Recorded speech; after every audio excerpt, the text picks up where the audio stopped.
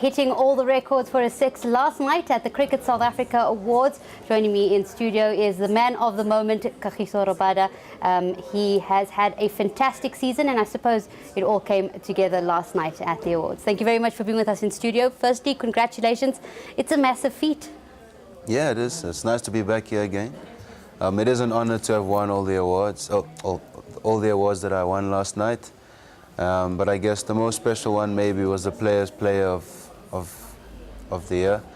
And you know, there were so many great players who were nominated, and they could have easily won it as well. And I mean that, you know. So it's an honor to have won it.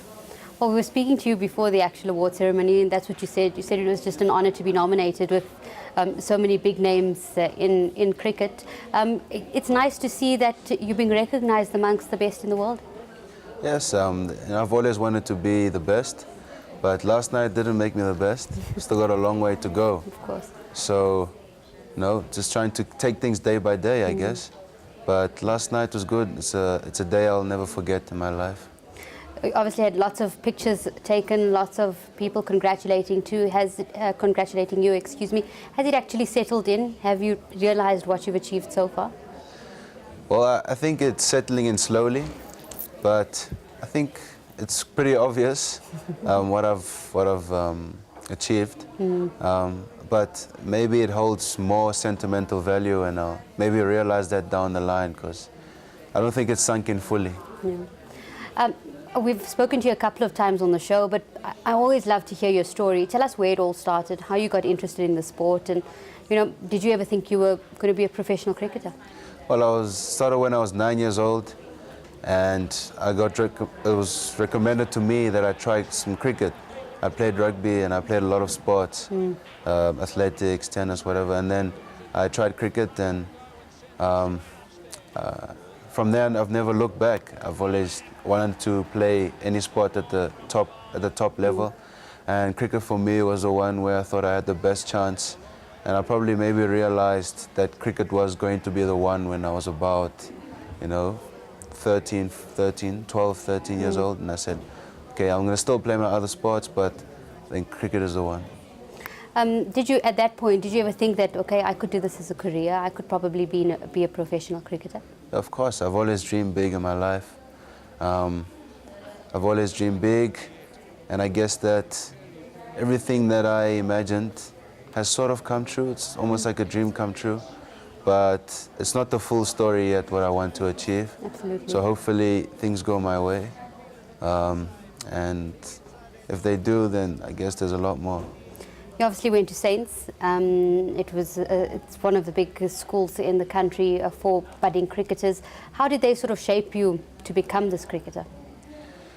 All the teammates that I've played with, I've always felt like I've been welcome in the team. I've never been involved in a team where I felt unwanted, and that helps a lot. I've made lots of friends with whom I still speak to, even today. So, yeah, a lot of them are wishing me well. Of course. And it means a lot to me, yeah. Transformation is obviously a big topic that everybody has been discussing over the past couple of years, not just months. But sort of this is what we want to achieve. We want to see great black South Africans achieving greatness. Does it concern you, all the talk around transformation? Well, it's a very sensitive topic. What's fair and what's not fair. A white person may have a valid explanation, and a black person will have a valid explanation, or a player of color. But, I think it's good in a way that it's trying to bring fairness back into the equation, I guess, because it's a no-brainer that what happened in the past, apartheid, it's not fair at all, and it doesn't make sense for that to happen. So maybe it's a fickle topic, but it's a way of people trying to reach equilibrium. Absolutely. And having gone to a school like Saints, I suppose color didn't matter when it came to the goal that you wanted to achieve. Yeah, well, I've been categorized in the born-free generation. So, race was still a topic. However, it wouldn't be as big as any generations in the past. Yeah. So, yeah, we didn't see color as much as other people would because, you know, we're born together. So I think 20 years, 25 years anniversary of democracy is still very early. That's what I think. And I think we need time to heal. And it's been healing with time, but other people might say no. It's a broad topic. Absolutely. Who in your career, as short and as successful as it has been, who has been your biggest mentor throughout this period? Yeah, my biggest mentors would definitely be my family, my mother, my father, because I spend every day with them. Every day I'm with them, and every day they're guiding me. My family, whoever it may be. And then other people who I've met, whether it be my friends or whether it be a cricket coach. Some cricket coaches I still talk to from when I was 14. I've met other people now whom I trust. I guess it just keeps growing, but not at an exponential rate. Yeah. So you just meet the odd person who you think, you trust them. Your parents must be so proud. I'm sure last night, both your mom, who you said couldn't make it, of course, but your dad and your brother probably had tears in their eyes. No, my mother was probably crying. Yeah. Actually, I know she was crying. But I don't think my father was just very happy. Yeah, of course. My brother is probably jumping around. He's 12 years old. But my father's a relaxed man. I think he's happy and he's proud. However, he won't get ahead of himself. No one will get ahead of themselves. And, it's what's happened in the past has happened, although you need to celebrate those moments. But, looking forward, there's still other things to do. What does it mean for them to see you win 6 awards and you're just 21 years old? Obviously, parents put so much and invest so much in their kids, and to see the rewards is, I'm sure, for them a very special moment. Yeah, it's very special. If I had a son who achieved good things like that, I know for a fact I would be very happy. Anyone would be proud of their child to see them succeed. So they're obviously very happy, very ecstatic. It was almost unbelievable. I would never have thought that a night like that would come my way, and they would never have thought that too. So it just shows that anything is possible. Absolutely. So yes. I asked you sort of the same question last night, but we spoke to you when you came back from the Under-19 World Cup, and that I presume was also a very special moment in your career, winning that World Cup trophy. But things have progressed so fast. Have you had a chance to sink in, to have everything sink in? Because from Under-19 you were somewhat fast-tracked into the Protea side already.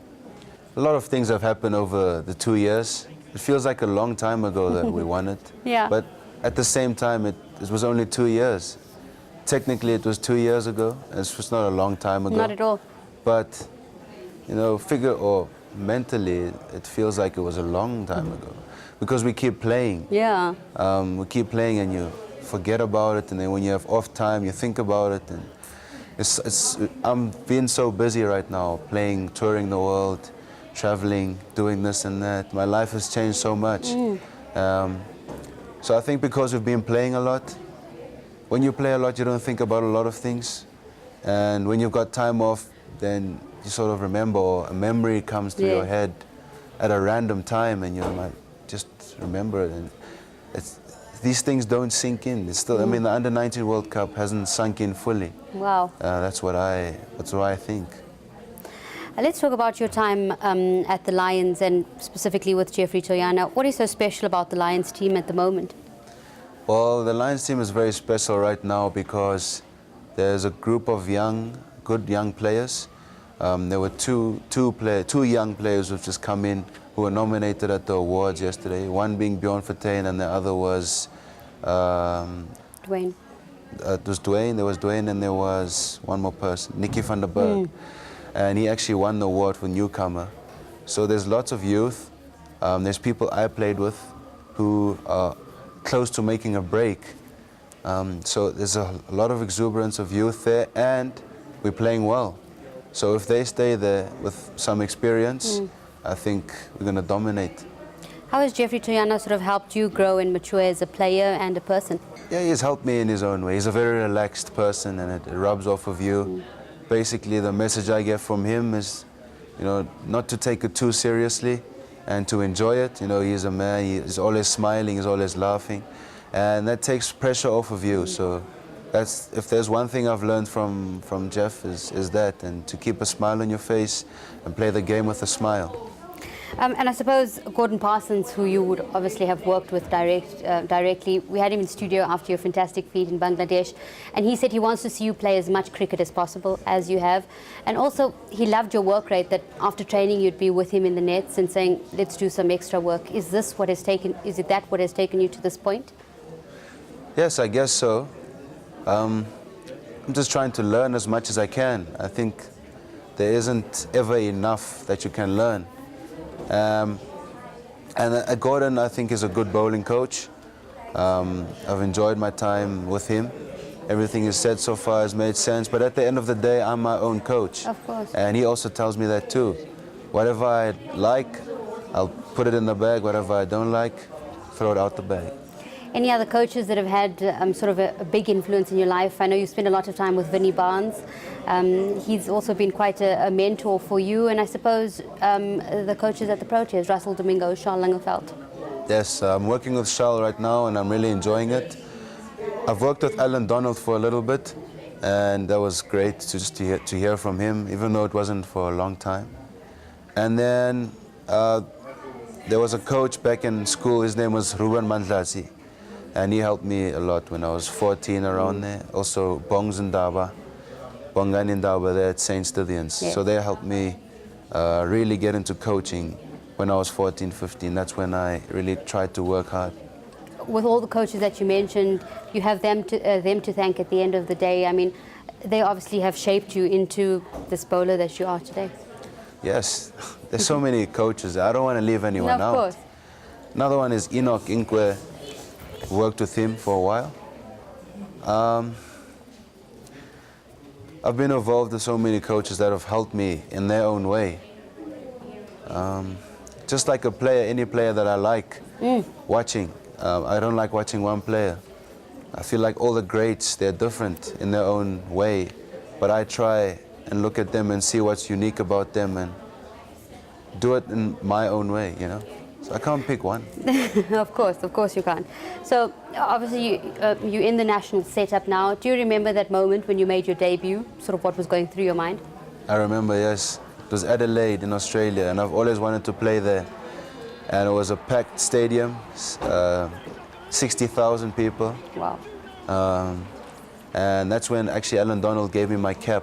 It was a T20 game. I remember feeling nervous. After I bowled my first ball, it was the best time in my life. That's the most stress-free I've been on a cricket field. I just loved bowling there. It was amazing. Even though I got hit for 4 or whatever, that was the most stress-free game for me. It's actually remarkable, interesting. A lot has grown, well, you've grown over the past couple of seasons and games, and certainly the team has in a rebuilding phase somewhat. You know, fast bowlers, attackers sort of work in pairs. You seem to be the main one at the moment. I know Dale Steyn could possibly be at the end of his career. Morkel and Philander sort of have been in and out of the side. Who would you best like to pair up with in the attack? Who would I best like to pair up with? Well, I've bowled with everyone. I've played with every single guy there. And I would say all of them are class bowlers. I've opened the bowling with Dale. I've opened the bowling with Morne. I've opened the bowling with... I haven't opened the bowling with Vern, but I've bowled with him in the same game. Yeah. I don't know. I can't say. I grew up watching all of these guys play. How much has Morkel and Steyn sort of helped you through the difficult patches during a match? Maybe kept the focus there and, you know, your big match temperament intact? Well, for me, the way I feel they've helped me is that they're very experienced players and they know a lot about the game. And they don't really need to tell you essays. They can tell you a few pointers. And that's all you need, really, because they make a lot of sense and they're so experienced. They don't need to say much because they're that good and they're that experienced. They can tell you one point. It could mean a lot. Let's talk about AB and his captaincy and how he's sort of helped you ease into the national setup. Yeah, AB has been a hero of mine when I was growing up. Watching him play simply because he stands out. He's an amazing player. He's done it, you know, me and him, or myself, him, Quinny, I guess, got in at a young age. So we've got some things that we can relate to. And I feel he's a nice guy. Everyone in the change room is a nice person. I've been welcomed really well. And it's just nice to play alongside him and actually see him doing that stuff on the same team. So he plays a pivotal role. He's a good captain. He likes to try things. He's he's X factor, a whole lot of X factor. That's the sort of captain that I read him as. He thinks out the box. Not boring. You're 6 for 16 in Bangladesh. What sort of worked on that day? What worked?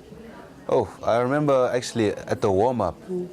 I remember I was late to mark my run-up out. So now I'm stressing because everyone's about to talk inside in the change room. So I mark it out. I run inside. There's the guys getting ready. I'm putting my stuff on. I'm trying to put my skins on. And I can't. So now, because you sweat so much there, so it's tough to put the undergarments on. So I put it on because I like playing with them. Put it on, and I can't. And then David Miller's trying to yank it down. He's yanking it down while Hashim is busy speaking, because he was the captain then. I think he was the captain, was he? Yeah, well, anyway. He's busy speaking, saying, guys, we need to concentrate. And there's David trying to pull this thing down. And I remember saying to Dave, he said, are you ready? I said, yeah, I'm actually feeling good today. I'm feeling good because I felt good in the warm-ups. The ball was coming out nicely. I said, I'm feeling good. And then from there, it just happened for me. There's certainly going to be a lot of pressure on you in the upcoming season. Are you feeling the pressure already, having won these awards? Well, there is pressure, I won't lie, but I'll find a way to deal with it, and I think I'll be fine. I think the moment I bowl the ball, or the moment I get back into training, you sort of just forget about what's happening. But I just need some off time, I guess. Absolutely. I'll find a way to deal with it, but I don't think that the pressure will affect me. I think the more you play, the more you settle in, the more used to it you get.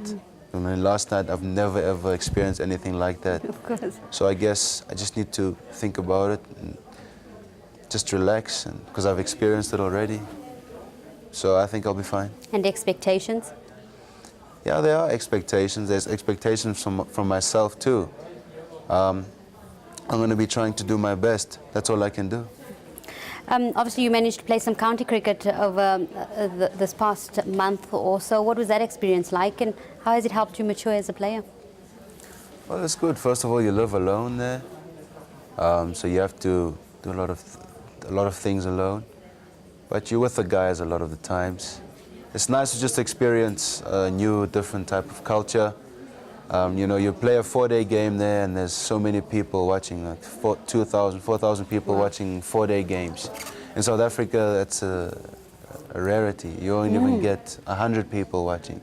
So the culture that side is really remarkable, and it's outstanding from the rest of the world.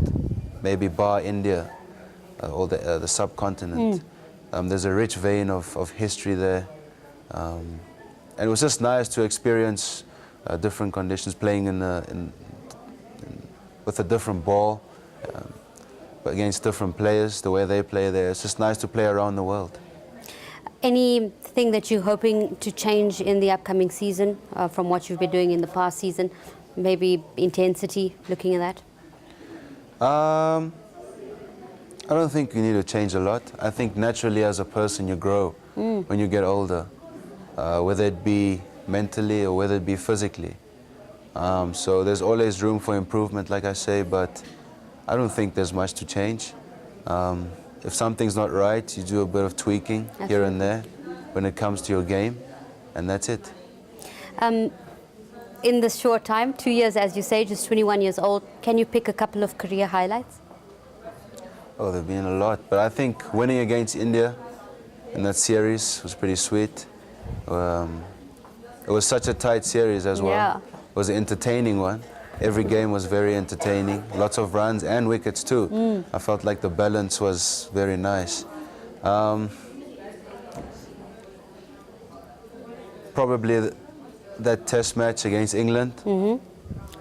And 13 for 144, I think it was. yes, That was massive. Yeah. The obvious ones, the debut, that was quite cool. Bangladesh, Yeah. 6 for 16. Yeah, that was the debut. Yeah. Oh, yes. Hat trick. And the under 19 World Cup in 2014. And a whole lot of banter off the field. It must be quite cool being in a team setup. We always concentrate on what happens off the field, but maybe tell us what happens on the field, but maybe tell us a bit about what happens off the field. Or are we not allowed to know? There's some things you can't know. Because I've got the badge on. No, it's nothing bad, it's nothing that bad. No, at the end of the day, we're normal human beings.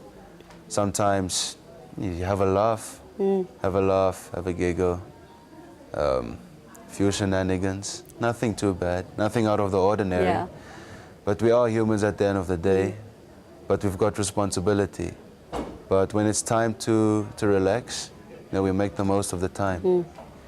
What are your dreams for the future? Let's start with just this season. What would you like to achieve personally this season? Well, I don't believe in a lot of stats. I don't look at a lot of stats, let me put it that way. I don't say, by this time I need this many wickets. I'll just try and improve my skill and see where I can improve as a player. Because I feel like there's no limits. See where I can improve as a player, as a person, and take it step by step from there. And then goals for the future. What would you like to achieve with the national team? Well, I would like South Africa to be a powerhouse of international cricket, like a real powerhouse. I know we are very respected, we are well respected around the country, we are certainly one of the better teams. However, I feel like we can take it to the next level and really become a shrewd and revered side around the world. Obviously win a World Cup. I would like to be involved in a team that does that. Yeah, that's it. Kagiso, thank you very much for speaking to us here on Game On. Wish you all the best for the upcoming season and the rest of your fantastic career. And I hope you actually get some time off. Yeah, definitely. Thank you for having me. The SA